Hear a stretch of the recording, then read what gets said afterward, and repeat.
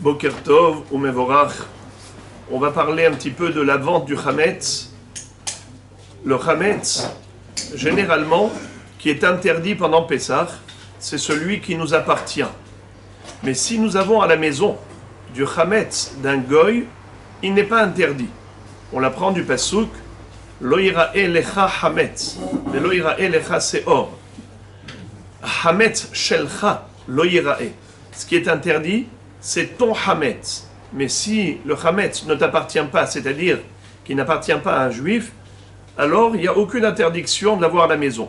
Seulement nous craignons que l'homme, pendant Pessah, le mange par oubli. C'est pour cela qu'il faut qu'il soit enfermé, ou bien derrière une mechitza, un paravent, de manière à ce qu'il soit inaccessible. Et jusqu'à ce que la personne aille le prendre pour le manger, elle va se souvenir que c'est Pessah, elle ne fera pas la Havera. Maintenant, la vente du Hametz, ce n'est pas une obligation, c'est une solution.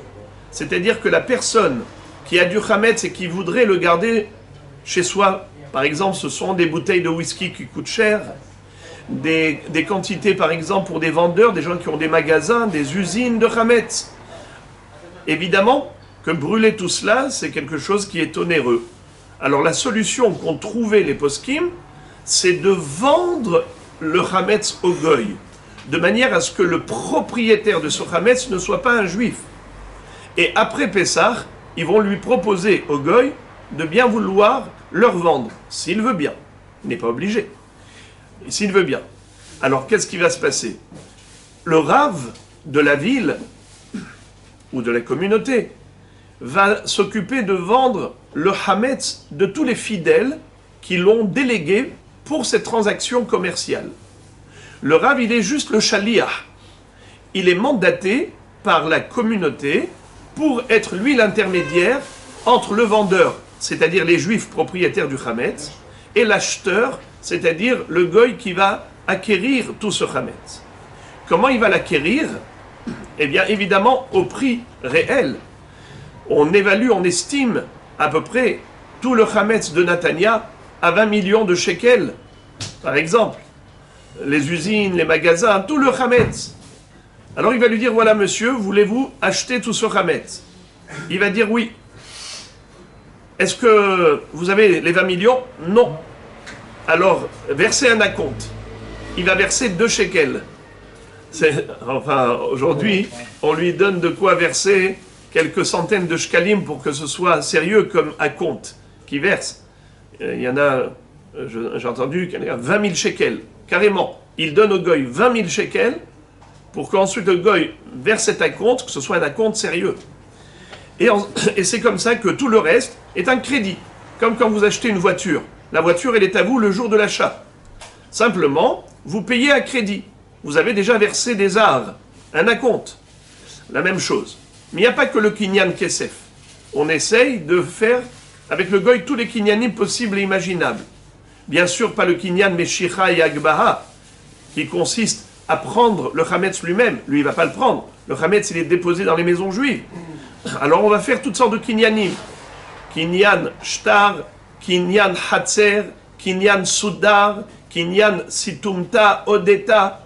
Toutes sortes de kinyanim, de manière à ce que la transaction soit absolument valable et valide. Et c'est ainsi que ce Hametz, pendant Pessah, appartiendra au Goy, pas aux Juifs. Après Pessah, le Rav lui demande, est-ce que tu veux le vendre? Il peut lui dire, je le revends, mais avec une marge de bénéfice. Et il va gagner de l'argent.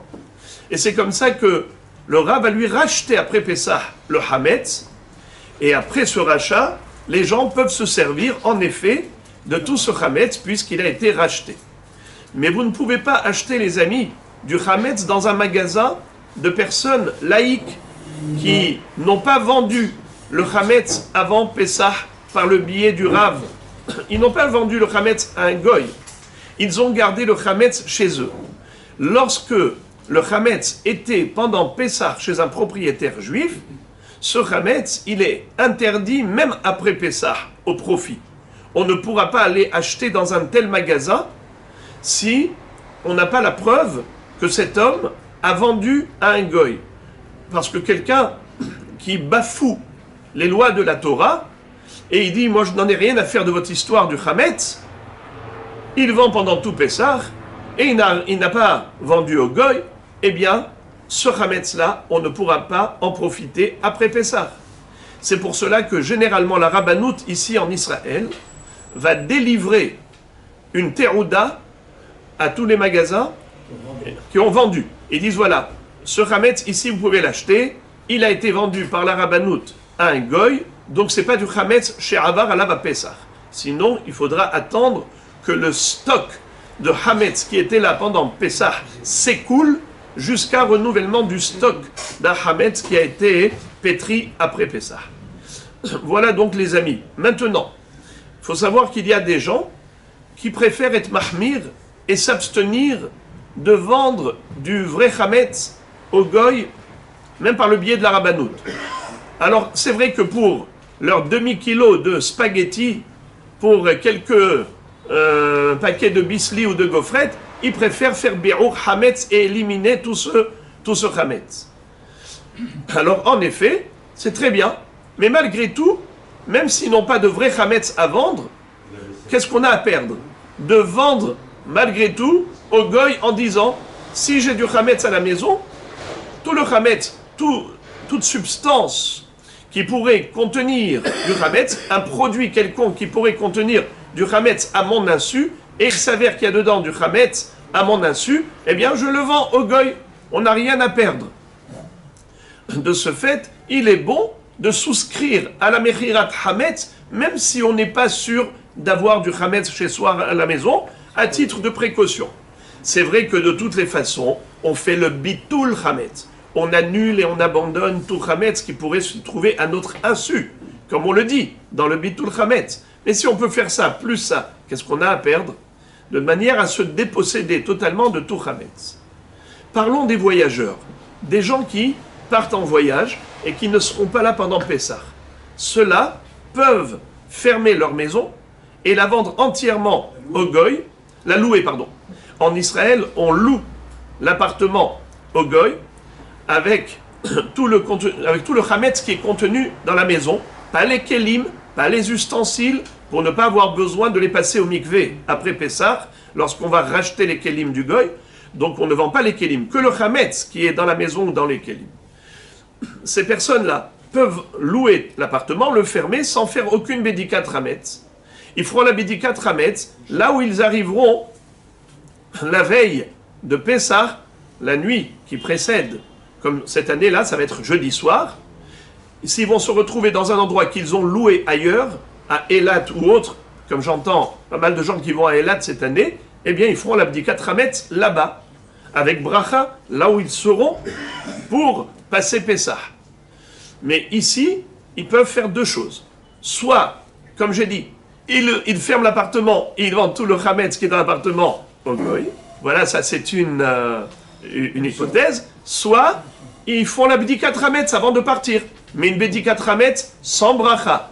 Ou bien, s'ils ont envie de faire la bédikat Chametz dans une pièce, ils ne la vendent pas. Là-bas, ils vont faire bédikat Chametz, surtout si on parle de personnes qui sont invitées chez leurs enfants. Alors, chez leurs enfants, ils ne vont pas faire la mitzvah de bédikat Chametz. Alors quoi, cette année, tu ne vas pas faire la mitzvah de bédikat Chametz? Tu es invité chez ton fils, là-bas, tu ne vas pas faire la bédikat Chametz, c'est ton fils qui l'a fait chez lui.